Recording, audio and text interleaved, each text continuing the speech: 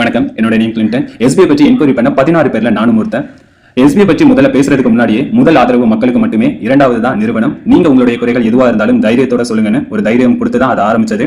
முதல்ல எஸ்பிஐ பத்தி என்ன ஏதுன்னு ஜென்ரலா எல்லாருடைய அனுபவங்கள் கேட்டாங்க. அதுக்கு பிறகுதான் ஒவ்வொரு கேள்விகள் கேட்டாங்க. அதை தான் இந்த ஆடியோல முழுமையா சொல்ல போறேன். 7 பக்கங்கள்ங்கிறது தான் முக்கியமான உங்களுடைய கேள்வி. அந்த 7 பக்கங்களும் இருந்த ஒண்ணு. முதல் பக்கம் எங்களுடைய அறிமுகம், நாங்க என்னவா இருக்கோம், எங்களுடைய விவரங்கள் எல்லாமே. இரண்டாவது பக்கமும் அதுல ஆங்கிலமும் தமிழும் இந்த டிரான்ஸ்லேட் லாங்குவேஜ்ல கொடுத்தது. மற்ற எல்லாமே ஒரு லெட்டர் நம்ம எப்படி எழுதுவோமோ அனுப்புனர் பெறுநர் போட்டு என்ன கோரிக்கைகள் வைக்கிறோம், எங்களுடைய வெப்சைட் எங்களுக்கு இப்போதைக்கு என்ன பிரச்சனைகள் இருக்கு, அது எங்களுக்கு இருந்தா நாங்க என்ன பண்ணணும், இந்த மாதிரி ஒரு கோரிக்கைகளும் எங்களுடைய அனுபவங்களும், எங்களுடைய என்ன ஒரு பிரச்சனைகள் இருந்தது, அந்த பிரச்சனைகளுக்கு எல்லாமே எப்படி வழி நடத்தினாங்க, என்ன ட்ரைனிங் கொடுக்குறாங்க, என்னென்ன மாதிரிலாம் சொல்லியிருந்தாங்க. ஸோ நம்ம இதுவரைக்கும் என்னென்ன ஜாப்ஸ் எல்லாம் நம்ம ஒர்க் பண்ணோம், எவ்வளவு வருமானம் எடுத்திருக்கோம், எவ்வளவு டீம் கொடுத்திருக்கோம், இந்த மாதிரி சில விவரங்களும் அனுபவங்களும் வழிநடத்தலும் மட்டுமே இந்த 7 பக்கங்கள் இருந்தது. முதல் பக்கம் நம்மளுடைய அறிமுகம், இரண்டாவது பக்கம், மூன்றாவது பக்கமும் அந்த இங்கிலீஷ் டிரான்ஸ்லேட் பண்றது தமிழும் இங்கிலீஷுமா இருந்தது. மற்ற 3 பக்கங்களும் 4 பக்கங்களும் சில பேர் 6 பக்கங்கள் எழுதுறாங்க, சில பேர் 7 பக்கங்கள் எழுதுறாங்க. இதுல எஸ்பியோட இவங்களுடைய வாழ்க்கையோட அனுபவங்கள் என்ன அப்படிங்கறதான் கேட்டிருந்தது. அந்த அனுபவங்களும் நம்மளுடைய சைட் என்ன ஒரு கோரிக்கைகள் இருக்கோ, நம்மளுடைய சைட் என்ன ஒரு நியாயமான பதில் இருக்கோ, நம்மளுடைய சைட் இனிமே வருங்காலத்துல நம்ம எப்படி எல்லாம் இருக்க போறோம், முழு ஒரு அனுமதி கொடுக்கவும் அதை தான் கேட்டிருந்தது. இதுதான் இதுல முழுமையா இருந்தது. அப்போ டிஎஸ்பி சொன்னது ஒண்ணுதான், மக்களுக்கு ஆதரவு கொடுக்கறதுக்கு ஒரு நிறுவனம் உண்மையா இருந்ததுன்னா எங்களுடைய உண்மையான ஆதரவு அந்த நிறுவனத்துக்கு இருக்கும். எங்களால முடிஞ்ச சப்போர்ட் கண்டிப்பா நாங்க உங்களுக்கு கொடுப்போம். எந்த ஒரு பிரச்சனையா இருந்தாலும் கண்டிப்பா எங்களை தொடர்பு கொள்ளலான ஒரு நம்பிக்கையோட, ஒரு ஆதரவோட தான் சொன்னது. நல்ல ஒரு பதில் கிடைச்சது. அந்த மீட்டிங்கும் நல்ல ஒரு முடிவா இருந்தது. இதுதான் அந்த 7 பக்கங்களும் அன்னைக்கு நடந்த சில அனுபவங்களும். நன்றி. வணக்கம், என் பெயர் பரமேஷ். என்னோட staff ID SBO VDP 551368. Sir notice போல அனௌன்ஸ்மெண்ட் கொடுத்தாங்க. எஸ்பி ஆஃபீஸ் டிஎஸ்பி சாரை சந்திக்க 16 பேர் வந்திருந்தாங்கன்னு சொல்லிட்டு அந்த 16 பேர்ல நானும் ஒரு மெம்பர். ஸோ நான் அங்கே போனதுல நிறைய அனுபவம் எனக்கு கிடைச்சது. மெம்பர்ஸ், நம்ம SBO டீம் மெம்பர்ஸ் சாதகமாகவும் SBO சாதகமாகவும் என்னென்ன நடந்திருக்கு நான் ஜாயின் பண்ணதுலேருந்து இப்போ வரைக்கும், ஸோ எல்லா விஷயமும் நான் ஷேர் பண்ண வேண்டியது ஒரு லெட்டர் ஃபார்மேட்ல ஷேர் பண்ணேன். அது எப்படி பண்ண அப்படின்னா, எஸ்பி ஆஃபீஸ்ல டிஎஸ்பி சார் முன்னாடி தான் பண்ண வேண்டிய கட்டாயம், அப்படிதான் நான் பண்ணினேன். ஃபர்ஸ்ட் பேஜ்ல என்னோட டேட்டா இருந்தது. என்னோட டேட்டா அப்படின்னா என்னோட நேம், என்னோட ஹஸ்பண்ட் நேம்ல இருந்து, அட்ரஸ்ல இருந்து, ஃபோன் நம்பர்ல இருந்து. ஸோ நான் SBO ஜாயின் பண்ண டேட், என்ன ட்ரைனிங் நான் அது கத்துக்கிட்டேன், எனக்கு ஏனிங் என்ன, என்னோட டீம் என்ன, இது எல்லாமே என்னோட டேட்டா, SBOட என்னோட டேட்டாவை நான் கொடுத்துருந்தேன். செகண்ட் அண்ட் தேர்ட் பேஜ்ல இங்கிலீஷ் தமிழையும் கொஸ்டின் டைப்ல இருந்தது. So English Tamil same questions தான். அது இங்கிலீஷ் இருந்தது, தமிழ் இருந்தது. செகண்ட் பேஜ்ல வந்து இங்கிலீஷ்ல இருந்தது, இங்கிலீஷ்ல நாங்கள் ஆன்சர் பண்ணோம். அதே மாதிரி தமிழ் இருந்தது, தமிழ் ஆன்சர் பண்ணோம். அடுத்தது 4th 5th 6th 7th page, ஒவ்வொருத்தருக்கு 8 பேஜோட வந்தது. எனக்கு 7 பேஜ் வந்தது. அதாவது 4வது 5வது 6வது 7வது பேஜ்ல நான் SBOல எப்படி எனக்கு SBO தெரியும், எப்படி ஜாயின் பண்ண அப்படிங்கிறதுல இருந்து, SBO டிராவல் பண்ணதுல இருந்து, SBO எங்களுக்கு ட்ரைனிங் கொடுத்திருக்கு, எவ்வளவு ஏன் பண்ணேன், எங்களுக்கு கைட் பண்ணிருக்கு, SBO டிராவல் எப்படி இருந்தது, எனக்கு SBOல வந்ததுக்கு அப்புறம் என்ன அனுபவங்கள் எனக்கு கிடைச்சது. ஸோ நான் வந்து அது எழுத ஒரு கோர்வையா எழுதுனே தவிர அது வந்து திருப்பி சொல்லணும் அப்படின்னா திருப்பி உட்காந்து எழுதினா தான் ஸ்டார்ட் ஆகும். அந்த மாதிரி நான் 4 பேஜ்ல வந்து என்னோட SBO டிராவல் அப்படிங்கறத பத்தி சொல்லியிருக்கேன். சோ இப்போ வந்து பிரேக் ஆன வரைக்கும், இப்போ மெம்பர்ஸ் ஆக நான் சொன்னேன், இப்போ பிரேக்ல இருக்கிறது வரைக்கும் நான் எல்லாமே லெட்டர் ஃபார்மேட்ல எழுதிருக்கேன்.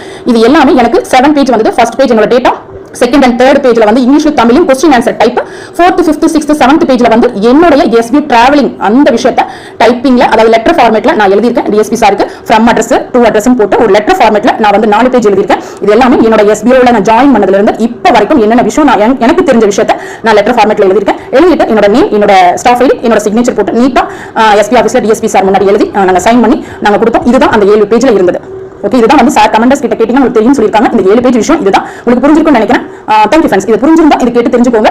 இதுக்கு மேல எக்ஸ்பிளைன் பண்ணணும் அப்படின்னா கண்டிப்பா டைம் எடுக்கும். ஸோ புரிஞ்சுக்கோங்க. Thank you friends. வணக்கம் நண்பர்களே, நான் விஜய் ரங்கநாதன், SBOவில் நான் ஒரு கமாண்டர். இந்த விஷயத்தை நான் உங்கள்கிட்ட பகிர்ந்துக்கிறதுக்கு ரொம்ப பெருமைப்படுறேன், சந்தோஷமாக இருக்குது. திங்கட்கிழமை நடந்த நிகழ்வு நோட்டீஸ் போர்டில் சார் வந்து சடன் ஸ்வீட்டாக சொல்லிட்டாங்க. நான் கொஞ்சம் விளக்கமாக சொல்ல போகிறேன். என்னென்னு பார்த்தீங்கன்னா, இன்றைக்கி SBO எதை நோக்கி பயணம் செய்துங்கிறது உங்களுக்கு எல்லாத்துக்கும் தெரியும். நிறைய பேருக்கு சந்தேகமாகவும் பொய்யாகவும் புரட்டாகவும் தெரியலாம்.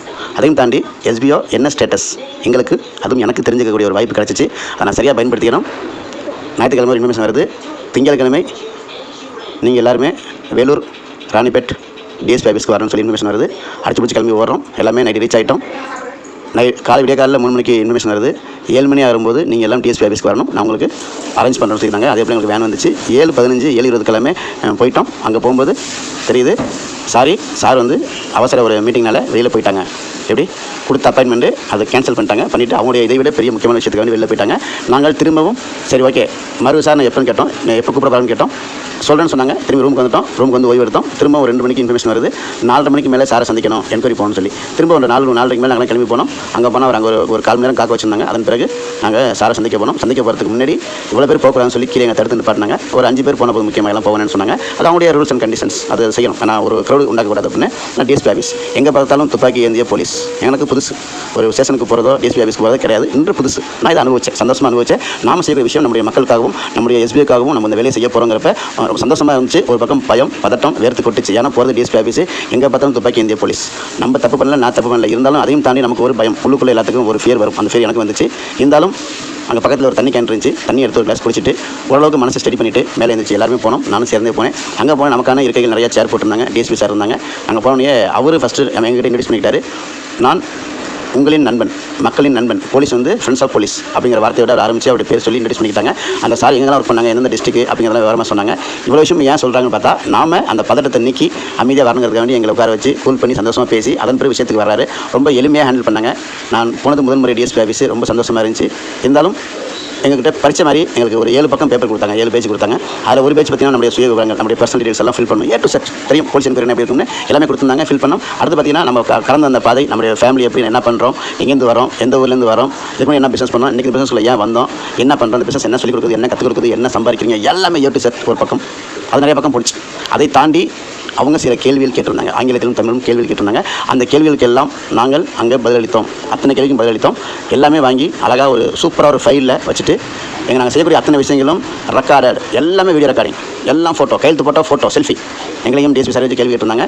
எல்லாம் முடிச்சு அவர் கொடுத்த ஒரு சர்வே ஃபீட்பேக், நம்முடைய என்ன சொல்லுவாங்க, உடம்பெல்லாம் குளிர்ச்சி பண்ண விஷயங்கள் என்ன சொன்னாங்கன்னா, இன்றைக்கி எல்லா கம்பெனியுமே ஃபேக்காக இருக்குது, எல்லாமே மக்களை வந்து ஸ்கேம்ன்ற கம்பெனி.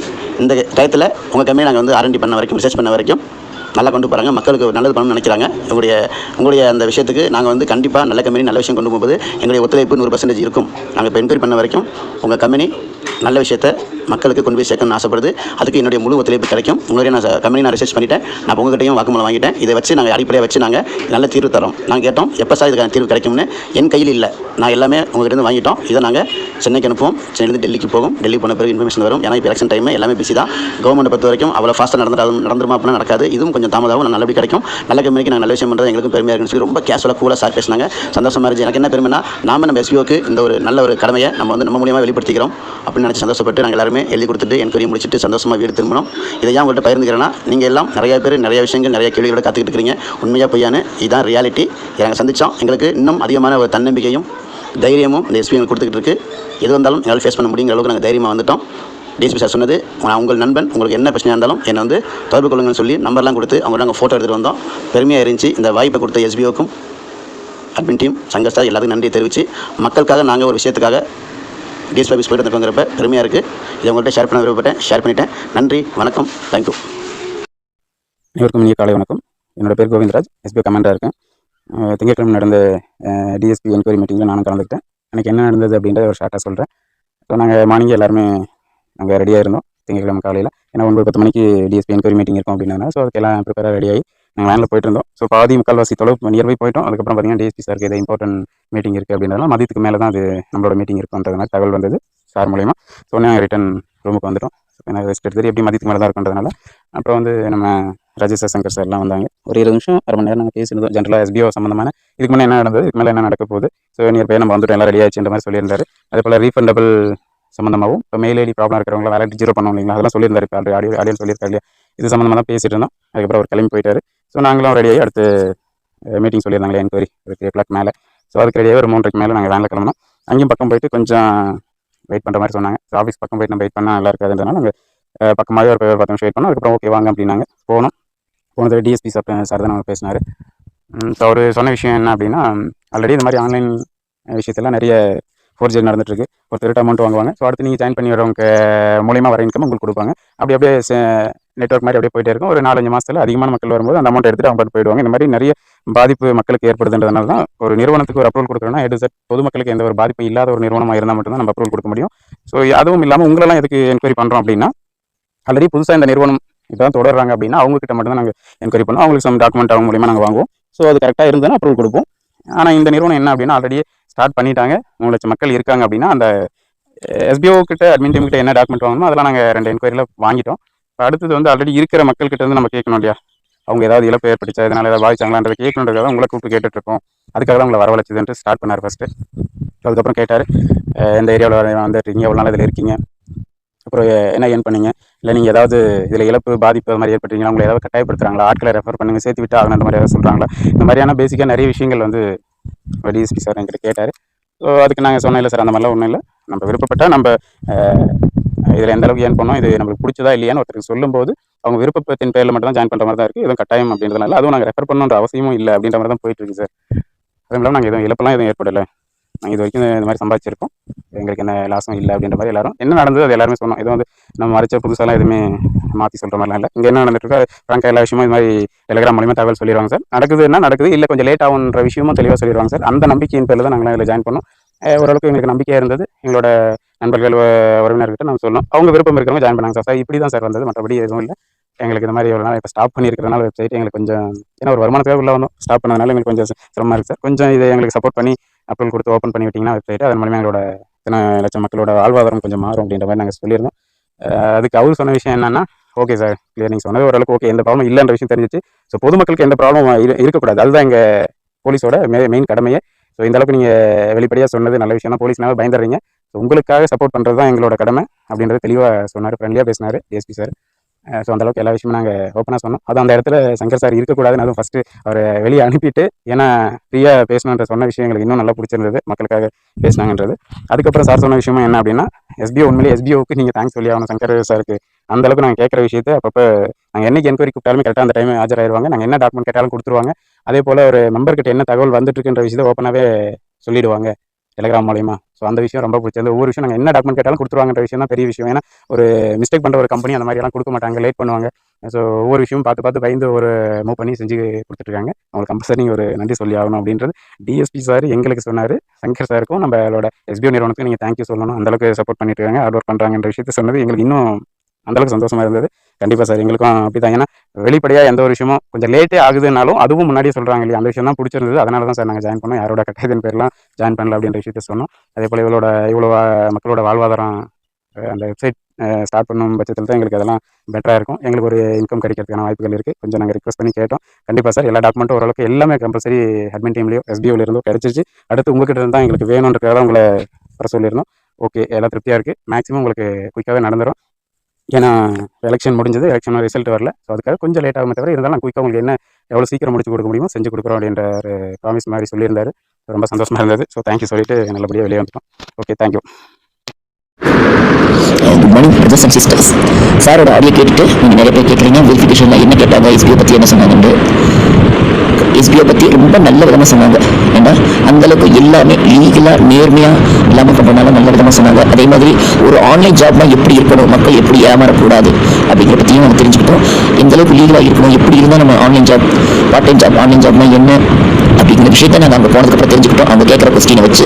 அதே மாதிரி நம்ம எஸ்பிஓ எந்த அளவுக்கு லீகலாக நேர்மையாக எல்லாமே நோட்டீஸ் போர்டில் நமக்கு சொல்கிறாங்க, அது எவ்வளோ பெரிய விஷயம். எஸ்பிஓ பற்றி அவங்க எந்த அளவுக்கு நம்பிக்கை வச்சிருக்காங்க, அங்கே போனதுக்கப்புறம் இவ்வளோ விஷயங்கள் இருக்கா, ஒரு ஆன்லைன் ஜாப்ல இவ்வளோ விஷயங்கள் இருக்கா அப்படிங்கிறத நம்ம தெரிஞ்சுக்கிட்டோம். உண்மையே ஒரு லீகலாக ஒரு நேர்மையான கம்பெனியில் நாம் வேலை பார்க்குறது ரொம்ப ரொம்ப பெருமையான விஷயம். அங்கே போனதுக்கப்புறம் எனக்கு ஏற்கனவே 100% மேலே நம்பிக்கை இருந்தது. இப்போ உண்மையாக ஒரு நேர்மையான கம்பெனியில் வேலை பார்க்குறோங்கிற ஒரு திருப்தி ரொம்ப அதிகமாகிடுச்சு. பயப்படாதீங்க, ஒரு நல்ல கம்பெனியில் தான் நம்ம இருக்கோம். ஏன்னா எஸ்பிஓவில் நமக்கு எப்பவுமே சார்பது எந்த விஷயத்தையுமே நோட்டீஸ் போர்டில் மறைச்சது கிடையாது, லீகலாக எல்லாமே பண்ணுறாங்க, கவர்மெண்ட் தெரிஞ்சு. அப்படி ஒரு கம்பெனி இருக்கிறது ரொம்ப ரேர். அந்த மாதிரி ஒரு கம்பெனியில் நாம வேலை பார்க்குறது ரொம்ப ரொம்ப பெரிய விஷயம், நல்ல விஷயம். அதை நாங்கள் அங்கே போய் நல்லா தெரிஞ்சுக்கிட்டோம். எப்படி நம்ம ஏமாறக்கூடாது, இப்படிலாம் ஸ்பேம் பண்ணுவாங்க அப்படிங்கிற விஷயத்தை நாங்கள் அங்கே போய் தெரிஞ்சுக்கிட்டோம். ஏன்னா நம்ம நிறைய ஏமாந்துட்டு இருக்கோம். சார் அப்பப்போ நோட்டீஸ் போர்டில் சொல்லும்போதெல்லாம் நீங்கள் என்னடா எப்போ பார்த்தாலும் சார் மற்ற கம்பெனி பற்றி பேசுகிறாங்கன்னு நீங்கள் நினச்சிருப்பீங்க. ஆனால் நாங்கள் டிஎஸ்பி ஆஃபீஸ் போனதுக்கப்புறம் தான் அவங்க சொன்ன விஷயத்தை வச்சு சார் இதுக்கு நமக்கு அவேர்னஸ் நோட்டீஸ் போர்டில் கொடுத்தாங்க அப்படிங்கிறத நாங்கள் தெரிஞ்சுக்கிட்டோம். அந்தளவுக்கு ஸ்பேம் நடக்குது. ஆன்லைன் ஜாப், பார்ட் டைம் ஜாப்ல பணத்தை வாங்கிட்டு இந்த அளவுக்கு ஸ்பேம் பண்ணுறாங்க, நம்ம பணத்தை வாங்கி நமக்கு திருப்பி கொடுக்குறாங்க. அந்த மாதிரி விஷயங்கள்லாம் அங்கே போனதுக்கப்புறம் நாங்கள் தெரிஞ்சுக்கிட்டோம். கண்டிப்பாக இது எனக்கு ஒரு பெரிய அனுபவமாக இருந்துச்சு. அதே மாதிரி நம்ம எஸ்பிஓ எவ்வளோ ட்ரஸ்டடாக டிரான்ஸ்பரண்டாக இருக்காங்க, நேர்மையாக. இப்படி ஒரு கம்பெனியில் நாம எல்லாரும் வேலை பார்க்குறது ரொம்ப பெருமையாக இருக்குது. அந்த விஷயத்தை நாங்கள் ரொம்ப சூப்பராக இருந்து தெரிஞ்சுக்கிட்டோம். உண்மையிலே இதுதான் நடந்தது. அவங்க கேட்ட கொஸ்டினுக்கு நாங்கள் ஆன்சர் பண்ணோம். உண்மையிலே ரொம்ப ஒரு புதுவிதமான அனுபவம் எங்களுக்கு கிடைச்சது. இனிமேல் இது அவேர்னஸ் நம்ம எல்லாருக்குமே கொடுத்தா நிச்சயமாக ரொம்ப யூஸ்ஃபுல்லாக இருக்குது. ஏன்னா ஒரு கம்பெனி எப்படி இருக்கணும் அப்படிங்கிறத கண்டிப்பாக அங்கே போய் தெரிஞ்சுக்கிட்டோம். அதுக்கு முன் உதாரணம் நம்ம எஸ்பிஓ. நான் ரொம்ப பெருமையாக நினைக்கிறேன். நீங்கள் எல்லாரும் இந்த எஸ்பிஓவில் இருக்கிறத கண்டிப்பாக ஒரு பெருமையாக நினைங்க, பொறுமையாக இருங்க. நிச்சயமாக கூடிய சீக்கிரம் மாதம் நம்ம எஸ்பிஓ வேறு லெவலில் திரும்பி வரும். அந்த நம்பிக்கையை கண்டிப்பாக என்னால் உறுதியாக கொடுக்க முடியுங்க. தேங்க்யூ.